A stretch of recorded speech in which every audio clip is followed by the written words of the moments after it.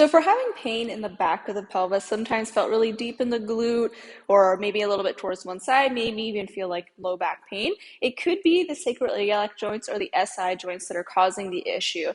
So what happens is throughout pregnancy, the hormone relaxin increases and there's extra movement throughout the pelvic joints.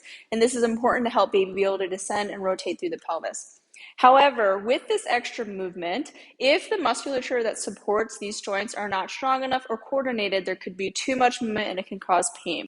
So what are some strategies that we can use to help address sacroiliac dysfunction or SI joint dysfunction? The first thing that we want to focus on is the posterior oblique sling. So this is going to be the sling of musculature that is going to help support this pelvic joint. The posterior oblique sling is going to run from that lat to the opposite glute, and it's going to cross like this across that SI joint. And then there's one that comes the other way. So it's going to be this crisscross pattern across the back. The way that we're going to activate this is with simultaneous activation or co-contraction of the lat with that glute. So the glute and the lat are kind of coming towards midline, and it's going to help strengthen across this joint. And then for the other side, it'll kind of look like that. So if these two are compressing against one another or pulling towards one another, it's going to help to have forced closure on that SI joint, which is going to help stabilize it. So let's go over a few of our favorite posterior oblique sling exercises. It's going to involve bands that are attached in front of you to some sort of point of attachment. These are crossover symmetry bands, and then some sort of glute focused movement, either like lunges or squats. So if you're feeling pretty comfortable in the SI joint area, we can do movement. So we could step back. For that reverse lunge, arms are going to stay straight. And then as I stand up, I'm going to row back as I extend in the hip at the same time. So inhale, down. Exhale, row. I can also do this single arm. When I do it single arm to opposite leg are going to be working. So this glute and this arm are going to work.